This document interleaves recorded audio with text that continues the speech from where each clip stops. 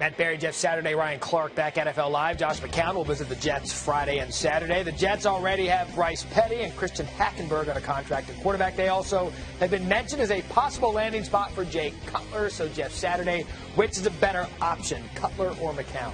I've got to go Cutler here. I mean, listen, 62% completion rate in Chicago, the Windy City. I mean, you definitely have to go with him. I know he gets beat up sometimes, but he is a very good quarterback and will be very good in their system. I'm going Cutler there. Let's switch to the NFC now and talk defections for the Dallas Cowboys. Their secondary has been picked off recently. Morris Claiborne expected to sign with the Jets, that according to Adam Schefter. The Cowboys traded up to 6th overall to snag Claiborne out of LSU in the 2012 draft. More on that class later.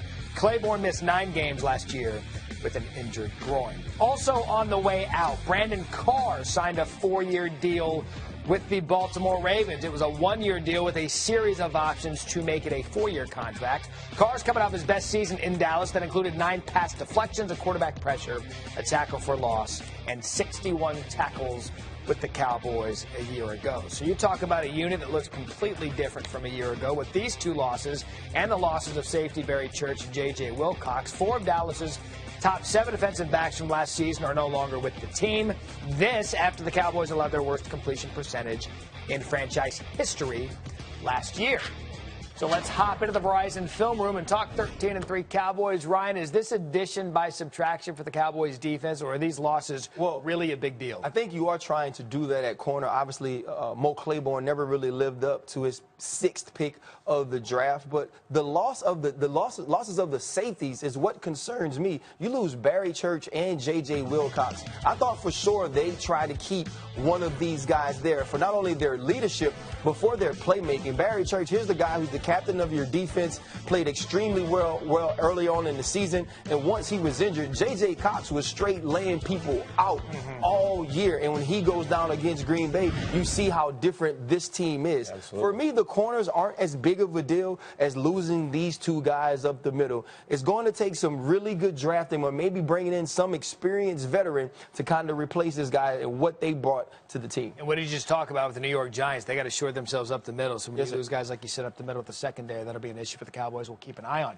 You talk about changes with the Cowboys. The changes to the offensive line could be big. This regarded as their best unit. Doug Free, right tackle, retired, and left guard Ronald Leary signed with the Broncos. So, Jeff, is the Cowboys' strength, which is their offensive line, Dak and Zeke, great rookie seasons, now a concern with these defections? I don't think it's a concern. I mean, listen, this is a great group, and they're pretty stout. But La'el Collins replacing Ronald Leary, I think you give up a little bit in the pass game with pass pro and pass protection, but you start looking at the run game, it's a completely different story. I like his attitude. I like the way he finishes. Leary was a more polished player, is a more polished player, but I think the upside of Collins is just higher.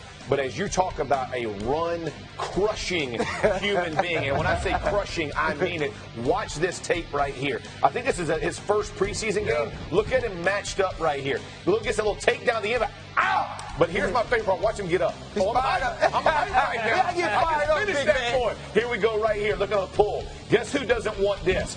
Go run that way, man. Watch the speed, though. Run in the wheel. Hey, Burnett don't want none either. Everybody's avoiding that. Hey, now, those are business decisions. Business decisions. Now, watch this right here. Wagner? No. He is a hitter. No, sir. Oh, my word. Here comes Earl. No, don't get me. Now, watch this. Was that a truck that smacked me around? That's how Wagner was feeling after that man put it. Listen. He puts his hands on you. He will crush you. I like his attitude. I think he's got to get polished in the pass pro. But from a run standpoint, he is a man amongst boys. If you're wondering what you're looking at, those aren't just dirty cleats because Collins gets so many pancakes, he has them on his cleats. This is from last summer. Those are custom spikes Collins wore in warm-ups.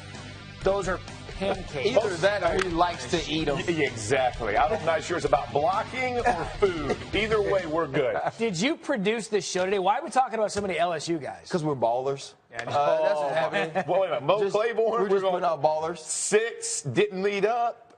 Well, everybody can't be great, Jeff. I'm just saying. Nobody's talking about Mitchell right now. Mitchell will have his turn. Mitchell will get his time. He'll get his time. This is still coming up on NFL Live. That's what I can say about the Oakland, and just keep fighting. When the odds are stacked against you, there's always a way out. Marshawn Lynch takes pride in his roots in Oakland. Will that lead to him suiting up for his hometown team? An E60 feature coming up. Lynch and his connection to his hometown.